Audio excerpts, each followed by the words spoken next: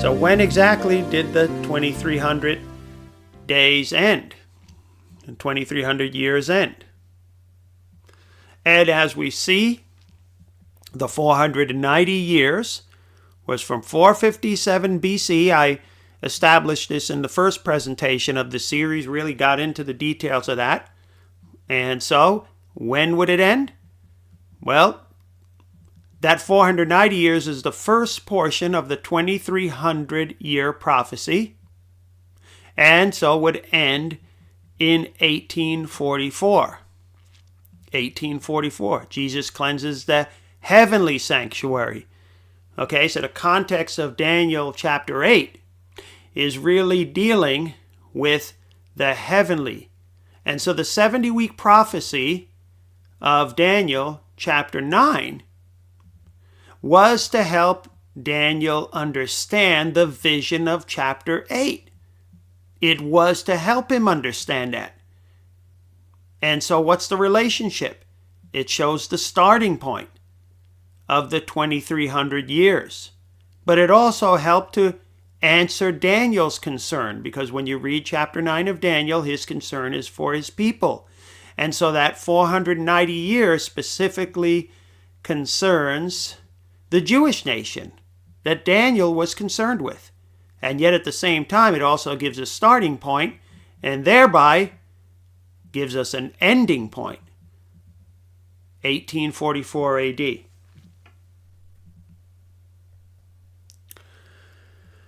In the book Song for the Sanctuary, Richard Davidson, 629-630 says, however, God preserved a remnant of Karaites who remained faithful to the biblical way of calculating the calendar until the Millerite Adventists could learn the truth about this.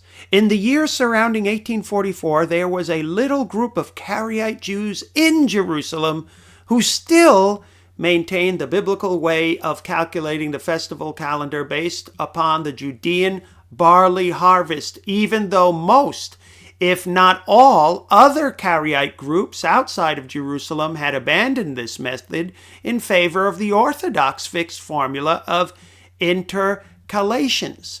Even this group of Karaites in Jerusalem seems to have abandoned the method only a decade or so after 1844.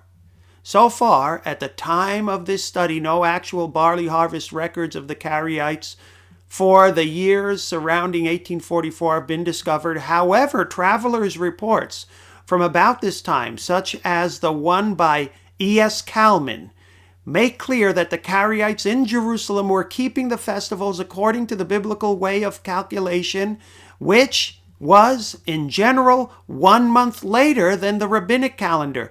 The Millerite Adventists were led in particular to Kalman's report and often cited it in their literature as they discussed the Jewish calendar and the reasons to accept October 22nd and not September 23rd as the true biblically calculated Day of Atonement in 1844. The Millerites also quoted citations from reputable scholars to suggest that the rabbinic method of calculation, which tended to start the religious year in March rather than April and the civil year in September rather than October, was probably influenced by the Roman calendar, which started in March, and their desire to be more in sync with common Roman practice, or alternatively, perhaps they were overruled by Roman authority.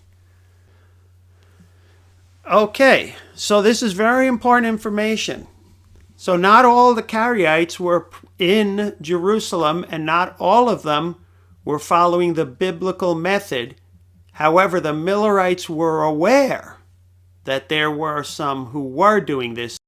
These Karaites were following the biblical method, and that was also information that was instrumental in really revealing why October 22nd was the correct date in the year 1844.